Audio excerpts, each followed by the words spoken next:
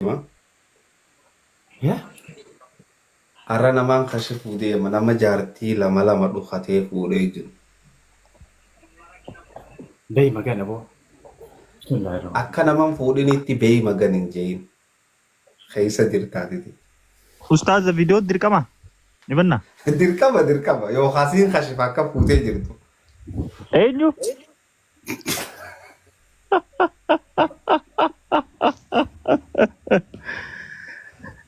Ustaaza anaan akkanatti. Yaa fuutee jirtu bara kun qabu rabbi barakaa keessa siif haa kaa'u. Allah.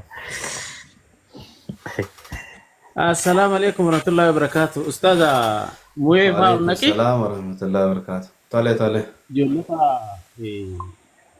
namni odeessiin jala yaa'u ol babaase hanga sagantaa eegaltanu. Akkasi daawwattoota kiyya namni humni takka kaas jirta laa obboleeyyan keessan kaasirra tattaa'u kanatti giiftii rab'aa. Sii galee giiftii isaanitti ol kakannaa taap mana kanaas godhaa. Akkasitti vaayiraal nu baasa moo vaariwaal jennu akka uummanni keenya jiru vaariwaal nu baasaa jennu vaayiraal nu baasaa jira keenya tuttuqaa taabii goggodha giiftii obboleessan keessan kanarra rarrapaa thank you akkana lammana oowwisa tole abshira. Ustaaza wanta kan dubbachuu fadha yaada osoo hin ta'in adeemsuma irratti gabbu buuna nuti fakkeenyaaf amma anarraa eegalee namoota jajjabaa as jala jira warra akka safuwaafaa warra akka muhiimaa akka safaatu jira obboleeyyan kiyyaa waan carraa kan wal jira akkasii gabbu bu'aa deemne bareeda namni kun walirra vaayirala baasa beektaa fuula ta'uu qofaan osoo hin ta'in akkasitti carraa walii kan yoo deemnillee bareeda jechuudha fadheetti. Akkanumatti taa'uun kunuu vaayiraal ba'uudhaa beeka. Yoo ammoo cufattee teesse vaariwaal baha. Waan barbaade dhufnaan na buusaan yoo barbaade jira. Vaayiraal baha solee. Barbaachisaa taanaan na gabbuusaan ayyama. Lakki viidiyoo babbanadhaa tattaa. Ni banuufi. Yookaan mana vaariwaal nurraa gootan vaayiraal godhaa mana vaariwaalii miti. Ustaaza laali as keessa namni rakkoo qaba abdii shoo beektaa abdii shoo hoggaati viidiyoo banii jettiin mana rifeensaatti. Rifeensa tolfatee shawara fudhatee dhufu. Abbaan dhaabbata jara keenya wallaahi namnummaan viidiyoo jaalatu hoo jiraate abdeedha. Shiishe.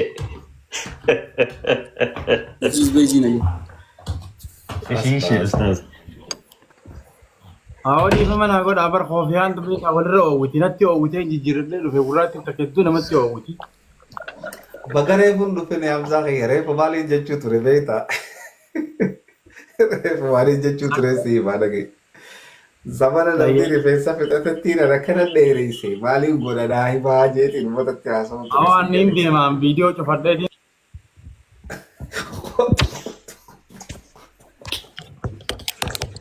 Gabbu'eetiin deemee lafa mana kanatti akka namni nama haamilee namaa cabsuun maal? Lakki Fadhaa nabii. Boona obboleessa keetiin jiraa miti nutuu nurraa dhumee Badee jijjiirratte gaarii jijjiirrachuun taree bosan gurraattiidha. Samaaltu natti ifa jeetti ilaalaa tureeti.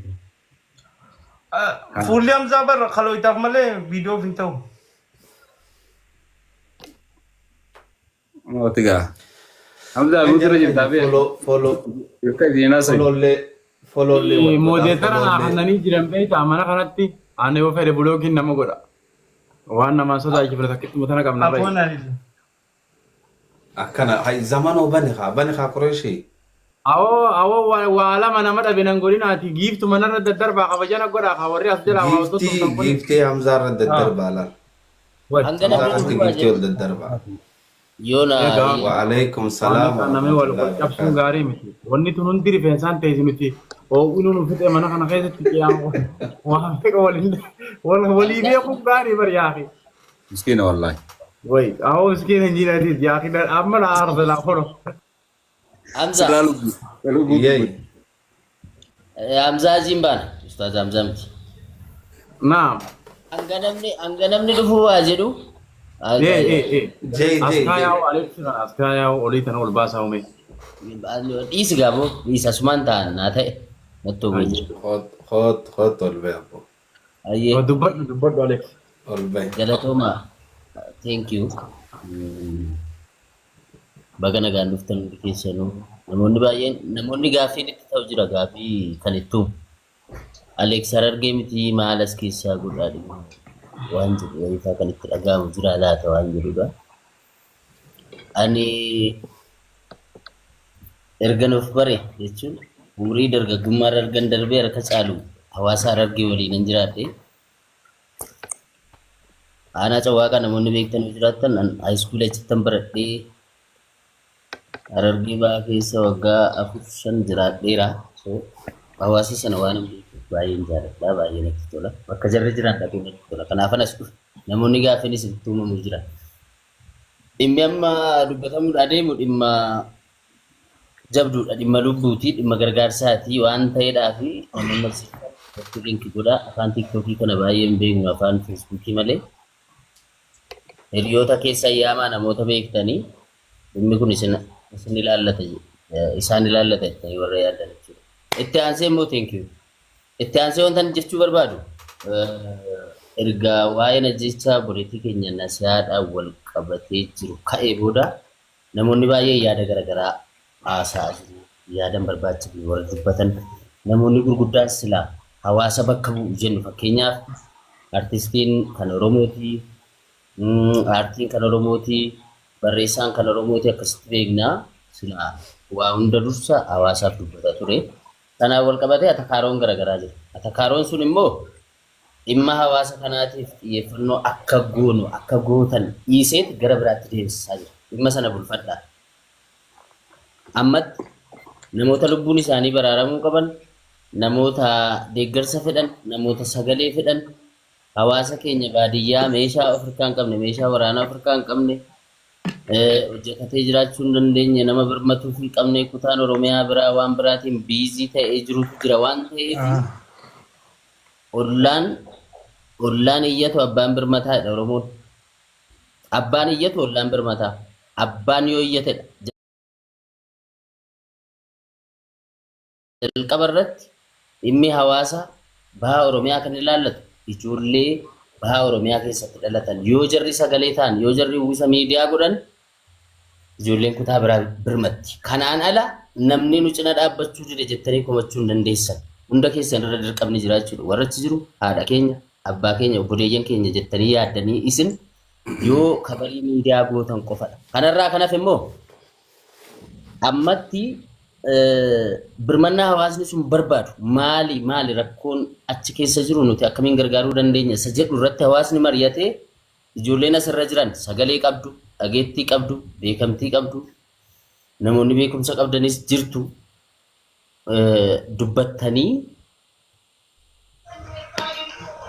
namoota sagalee kana ukkaamsuudhaaf haqa uummataa gargaarsa uummataa uwwisa miidiyaa kana ukkaamsuudhaaf deeman immoo erga gargaarsi jira kanaaf dhaqqabe likkitti galfamuu qabu jirri. Maaliif likkitti galfamuu qabu gaafan jedhu tumamuu yookaan reebamuu yookaan ajjeefamuu qabu miti.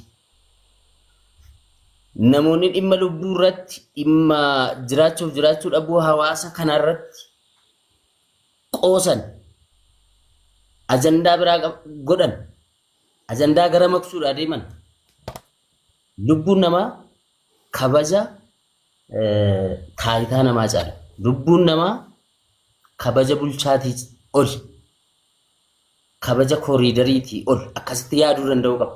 Hanganni akka kanatti yaadutti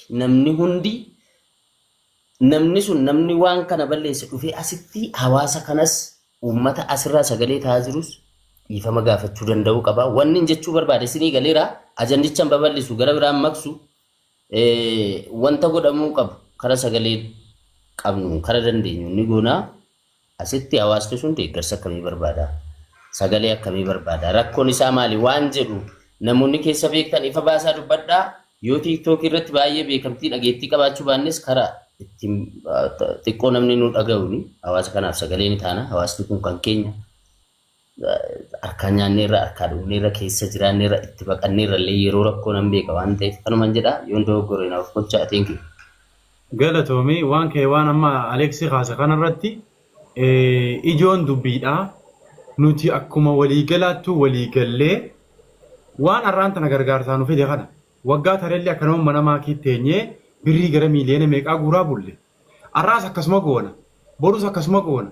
Wanni kun nuti tiimiin dilli dargaggeessii ijji ummataa dilli kun waliigalee akkuma amma Aleeksi kaase kanatti waan ayyoo teenye tana buqqaasee arra gargaarsaaf hunda walii guuree fide kana osoo hajaa biraa qabnu waan kanarratti namni waliigalee ayyoon teenya furmaata argachuu qabdii waliin tahee gaafachuu qabaa jedhan karoora guddaan har'aatiif kana kaan waan ammaan tana faallaan godhu jiru akkuma Aleeksi jee hoggaa waan kana finnetti dachaanee asitti gaalee sangaa dibicha kaayasa walitti kaa'uu danda'u qaba.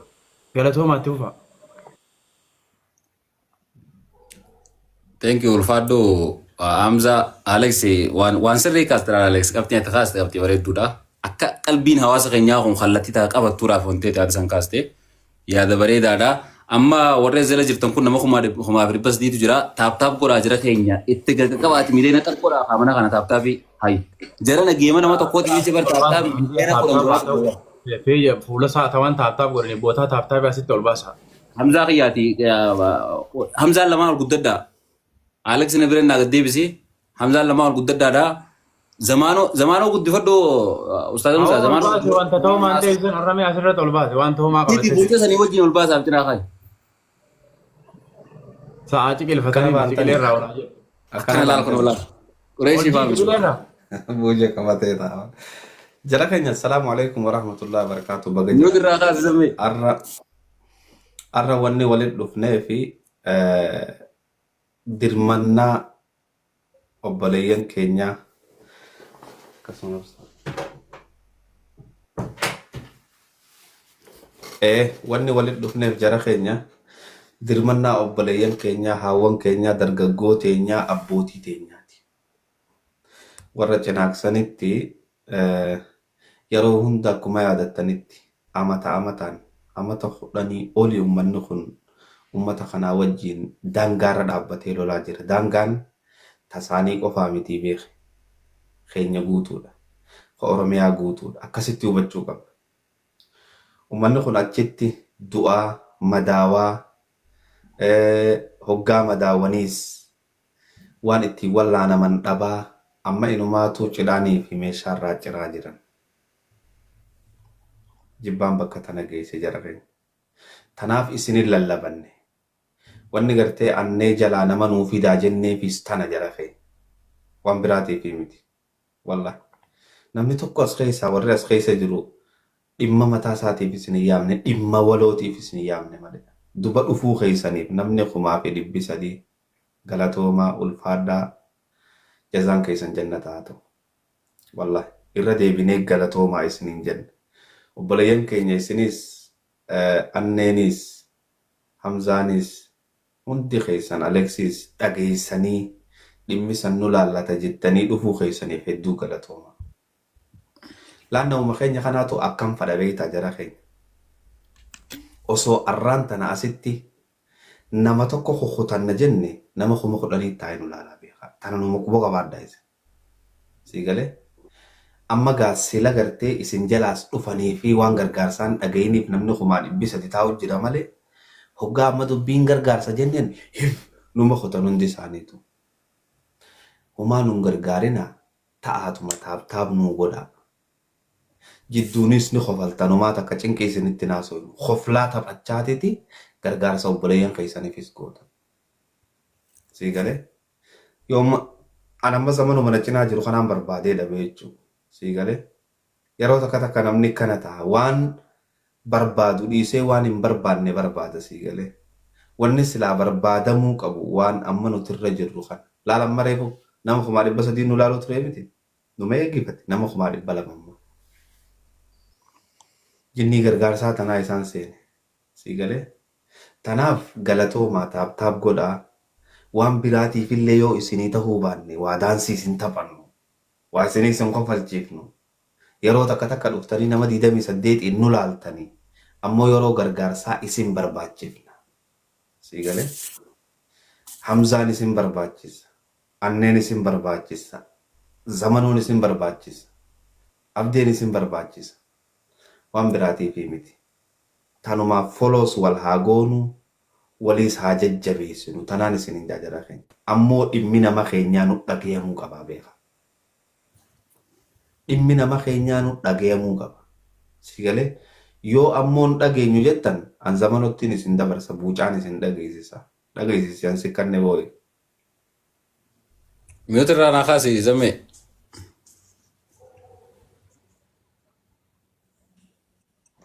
Egaa na dura waan babbareedaa kaastanii waan dirqama nurraa eeggamu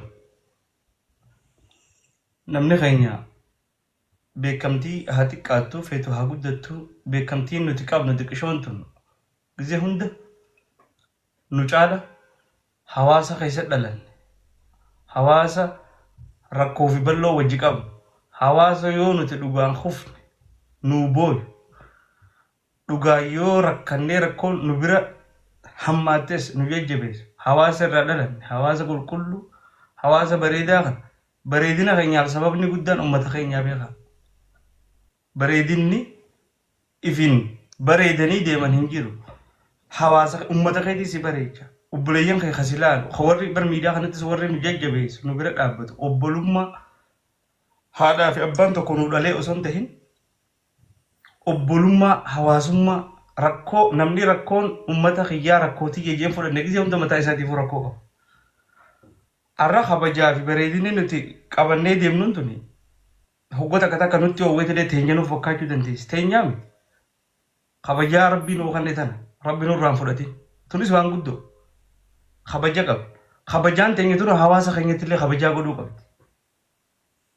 Beekamtiin faayidaa qabdu. Beekamtii gisee hunda hawaasa ifii bira dhaabbatan. Hawaasa ifii cinaa hawaasa keessaa bahan. Hawaasa wajji beeloon wajji rakkan. Yoo badaaqi nuti jiruun nutti toltelle hawaasni kun hamilee hawaasa kanaa gisee hunda eeguu qaba. Hattaa wanni nuti miidiyaa irratti ofnu hundi waan hamilee hawaasa keenyaa eegu. Nyaata nyaannu keessatti jechuudha. Hamilee hawaasa keenyaa. Uummata nu marsee jiru.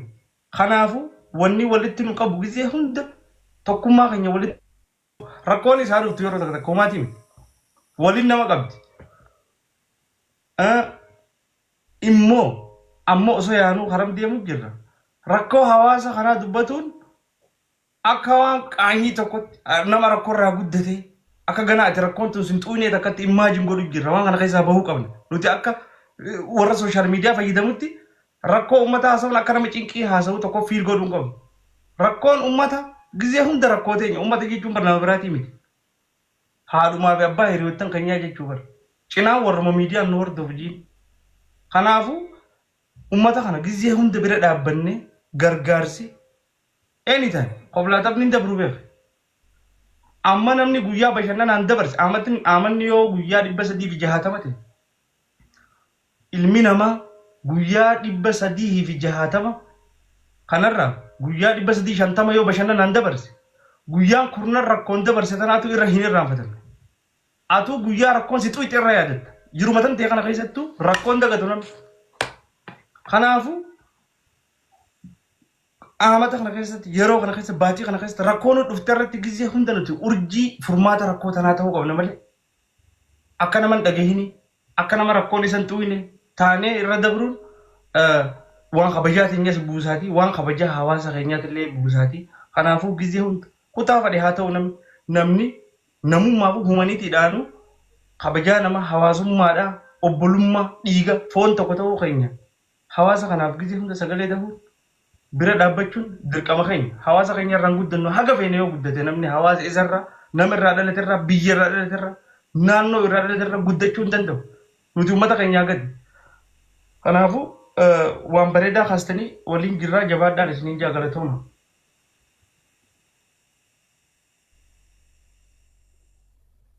Thank you. Galatoomii zamanoo kiyya. Tanaaf waliin dhufnee jechuu jara keenya.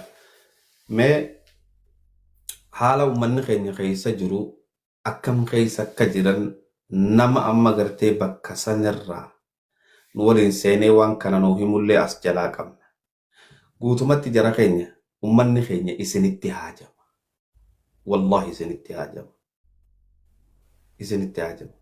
Wanni inni isinitti haajamuun takka sagalee waa lamaan isinii maa dhageeffadha. Waan tana irra deebina. Arra eegalle malee hin xumurree beekaa. Sii galee wanni inni isinitti haajamuun takkaffaa sagalee akkamis sagaleen isinitti haajama yoo kan jennu taate tole nu dubbadhu. Okay.